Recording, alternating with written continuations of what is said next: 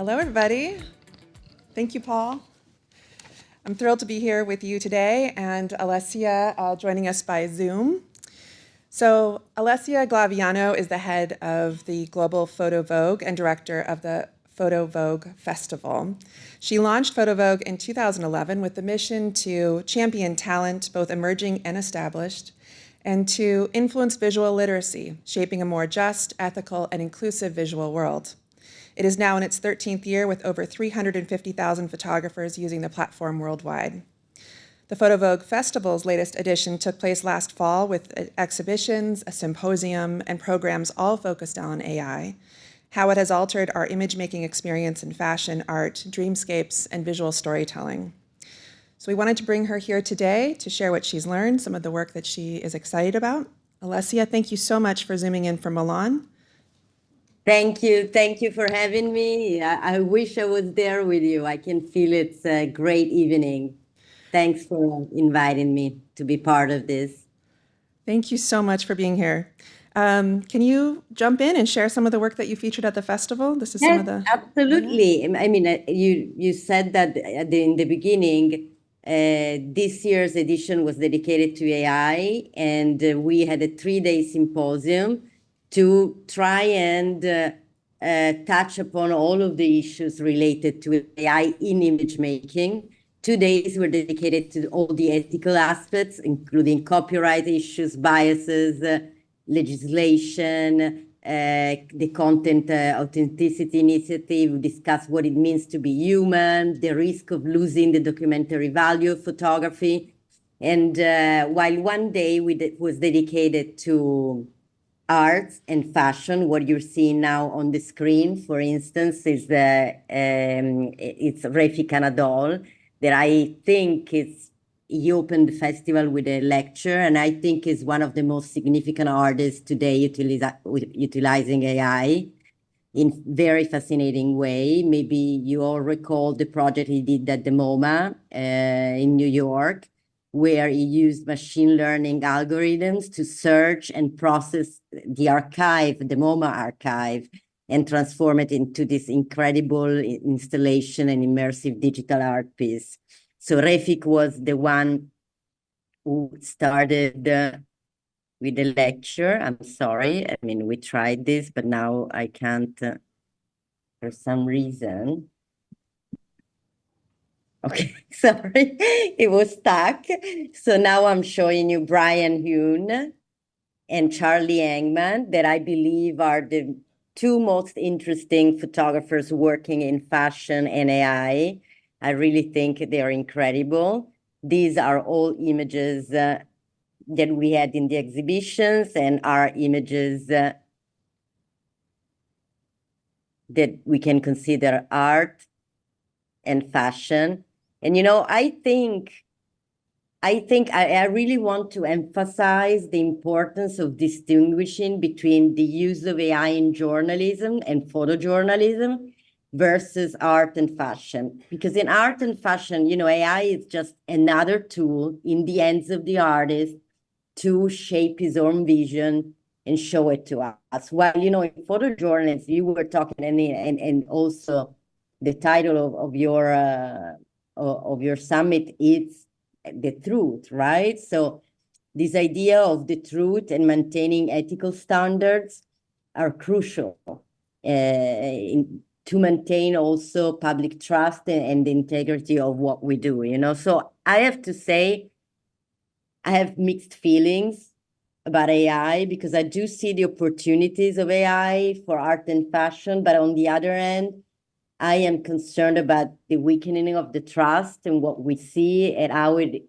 can then influence how we act for what we see. I'm going to show you some examples. Now, these are all beautiful fashion images. But then now I'm showing you something that you guys, I know you had Jonas Bendixen as a guest last year. And is a photographer that I deeply admired. And I think it was very important, this work that is done, the Book of Velez in 2022. that he presented in the beginning as a documentary work.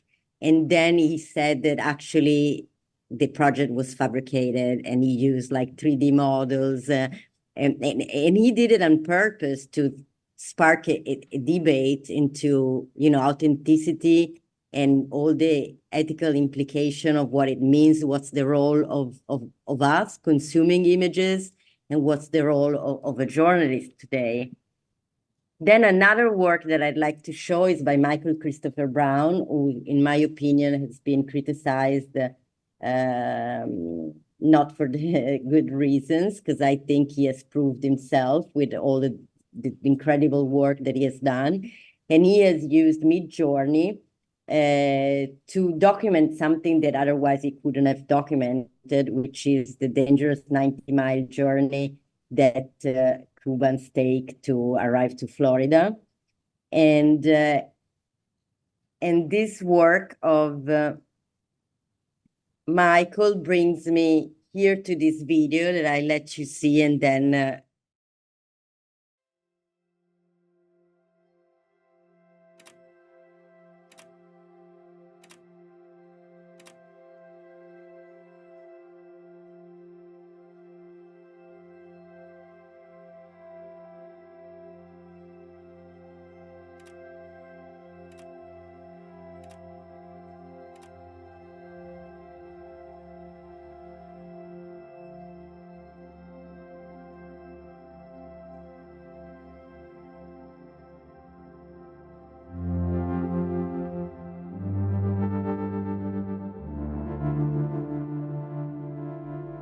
I witnessed a man burning himself to death.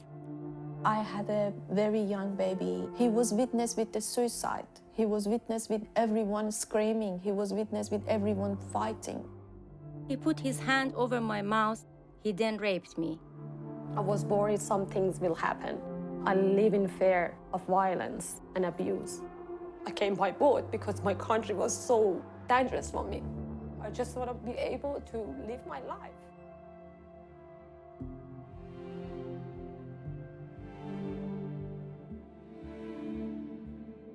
Photojournalism is so raw and visceral. The heart of this project is making sure that these witness statements are honoured and have the impact that they deserve.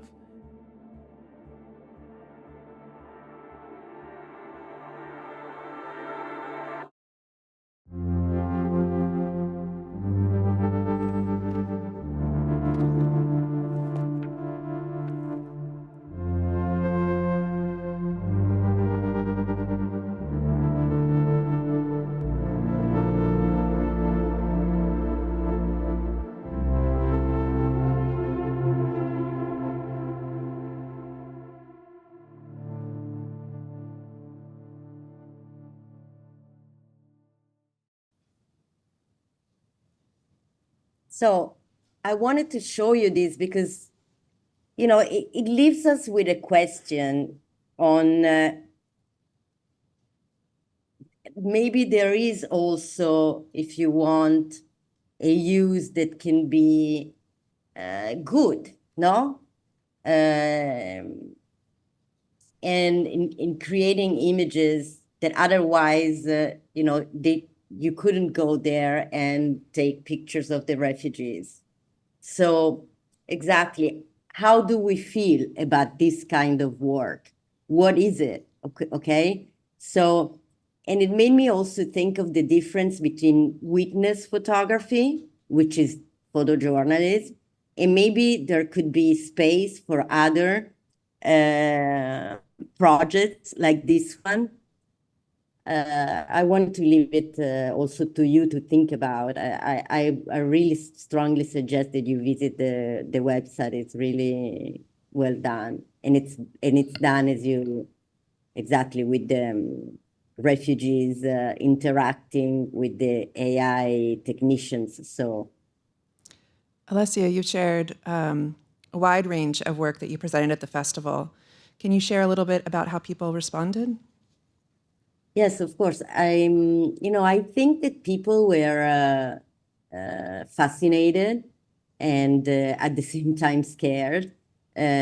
because AI is becoming every day. It's becoming better and better and better. It's like now, if you want, you can really fool someone. And already November wasn't now that it's April, so maybe more people didn't know about what AI could do. And I think that the fact that we didn't just do exhibitions, but we had a 3-day symposium to explain things and trying to understand together what it is was the best way to present the work, because you're giving it context. So we're just starting our day here. We began with some thoughts around photojournalism and have explored with you here also a wide range of work. Do you have any parting words for us as we sign off? Well, we must be conscious consumers. We always put the responsibility on the images, on this and that, but I think we should take some responsibilities ourselves. That goes with everything in life, It's not about just scrolling and not reading, not even a caption, or, we have to ask ourselves whenever we look at something, what are we looking at, I think.